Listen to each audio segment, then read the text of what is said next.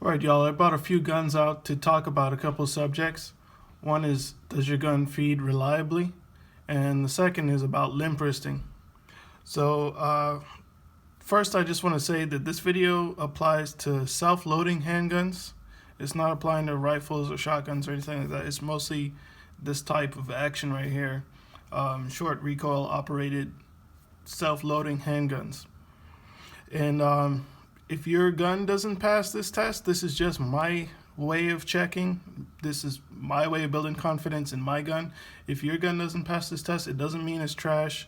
It just doesn't pass my test, and it may rely on physics more than geometry. So that is the idea behind this test right now. So my concept is your gun should be engineered to rely on its geometry and not physics. There are a couple things going on with a gun. You have chemistry, which is, the propellant, that explosion happening. That's your chemistry. That's a separate thing from what we're talking about, though. I'm just going to focus on geometry and physics. So under normal operation, your gun has a spring built into it to store up potential energy and transfer it into kinetic energy. So that's what's going on there. But in my opinion, a gun should be able to cycle. And yes, this is all loaded. I'm going to perform this test with live rounds. I like to do it with a fully loaded magazine. That way there's the most amount of pressure on this top round here. So in my opinion, your gun should rely on geometry to feed reliably. So when I insert, well, if you see here, let me just point this out, if you could see it. Right before your chamber is your feed ramp. It's not really picking up there. But there's a feed ramp that guides the round into the chamber. So the way to perform this test is you insert your mag fully loaded, point it in a safe direction, and slowly, to isolate physics, all this stored up energy right here in the spring, to isolate that physics happening in this test, you slowly let the round forward. Slowly let the slide forward. What should happen is the round should be guided in and go in with no issues, even if you do it slowly. So you can see my P365 XL. I feel confident about this gun's reliability because it's not relying on that sudden stored up energy just shoving that round into there like this. That tells me if a gun only cycles reliably by shoving the round in there, that tells me that the geometry is off. So if you want to isolate the physics, the stored up energy that just shoves that round in there, isolate the physics by relieving the potential energy slowly. So just feed it in there slowly. That's the concept. I'll show you again with a. Actually, let me show you with a different gun. So my Ruger SR22. That's a stock feed ramp. You can see it a lot better in this one. That's just a stock feed ramp on a twin tech barrel. It's an aftermarket barrel. Ruger SR22, aftermarket barrel. So same thing. Fully loaded magazine, insert it, and slowly let the round in, as slow as you can.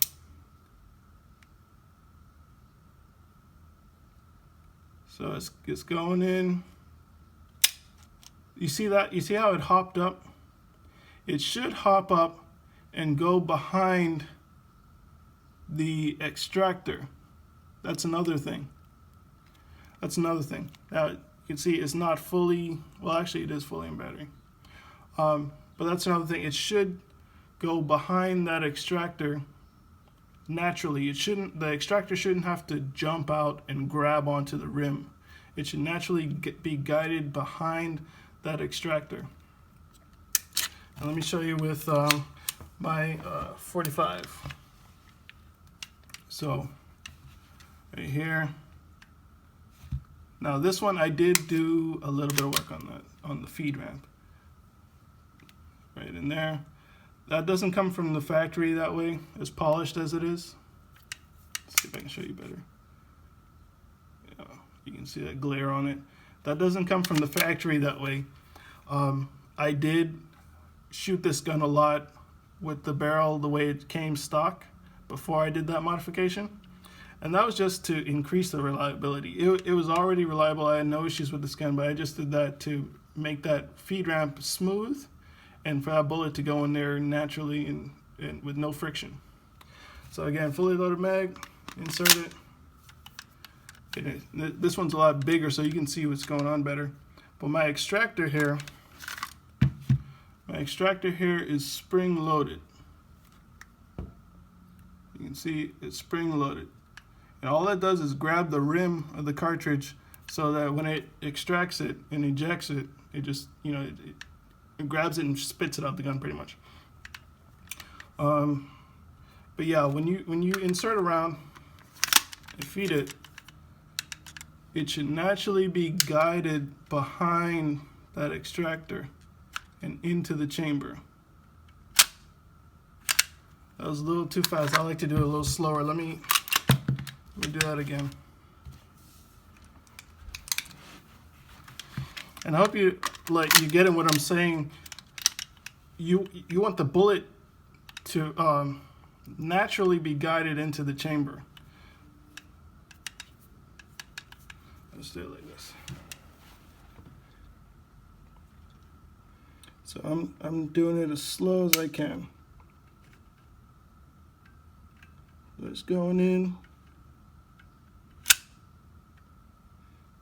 It's behind my extractor. And it's in the chamber. I don't usually like to let that pop happen, but again, that just shows the concept there. So it's more about how the engineers designed that round to be fed into the chamber. Is it geometry or is it physics just shoving it in there? That's pretty much, y'all gonna enjoy that. But that's pretty much the concept behind that. That's my test. That's the way I test how a gun was engineered and how it feeds reliably. So geometry over physics. I don't want to have to rely on the spring shoving around into the chamber for it to be reliable. And I also don't like to rely on a gun being lubed, you know, over lubed for it to work. It should be able to work dry too. I don't run my guns dry, but it should be able to run that way. So next is about limp wristing. It's just about okay, let me get the rest of these off of here. So this is about Newton's third law, which is for every action there is an equal and opposite reaction. So when your gun goes off, nothing really happens until that bullet exits the muzzle. So once it leaves there, that's when these guns are short recoil operated. That's when that reaction happens. So if you look at this motion here, you can see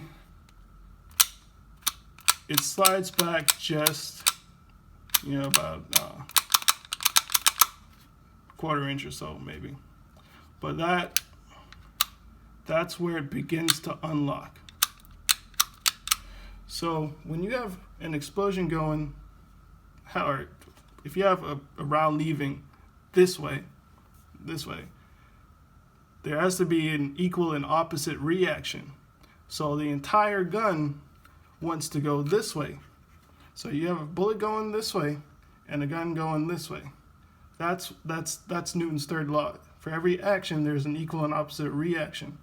So the same amount of energy that's going this way is coming back, but it's over a wider surface area. But the reason limp wristing is a true thing is if you don't have resistance on the frame, because again, the whole gun wants to go back. If you don't offer resistance for the gun on the frame, then the whole thing is just going to go back without the slide going all the way back like it should. You want to offer resistance on the frame so that the slide, only the slide goes back. If that makes any sense. So if you're holding the gun loose and you shoot it, it goes off, and you don't have resistance, the whole gun wants to go back. That means it's not in a cycle. If the whole gun is moving back, that means you're not letting the slide cycle all the way. If that makes sense. I hope that makes sense. But that's the concept of limp wristing. Now, it doesn't affect a lot of guns nowadays because engineers, they figured that out. They kind of worked their way around it. So it doesn't apply to every single gun. It's not like once you limp wrist it, it's a guarantee that it's going to go off. It's going to jam. So that really is the concept behind it. And another thing is the mass of the frame. These being polymer, they don't weigh much.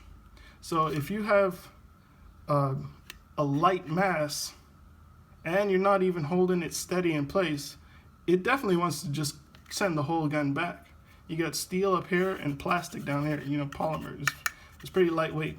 So it's not going to stay in place if you're not holding it right. You have to offer the resistance so that the frame stays in place and the slide is the only thing that's doing the equal and opposite reaction. You want all of that to be in the slide, not in the frame. You don't want the whole gun going back. I hope that really makes sense to y'all, but that's the way it works. That's what limp wristing is. Like I said, it doesn't affect as many guns as it may have, but it's just something to think about. If you're a lightweight person, you don't have a lot of mass in your arm to offer that resistance again, then that's another reason. So that's the concept. If you have any questions, just put it in the comments. I'm sorry if I didn't explain it right. I like to try and teach, but sometimes my words suck, so just let me know. My wife is a teacher, not me. But anyway, I just wanted to shout out a YouTuber, Jaren47. He had a live stream. He just got 1,000 subs, and he had a live stream, so we were chatting and talking about guns in the live stream. And congrats to him on his 1,000 subs. Go check him out.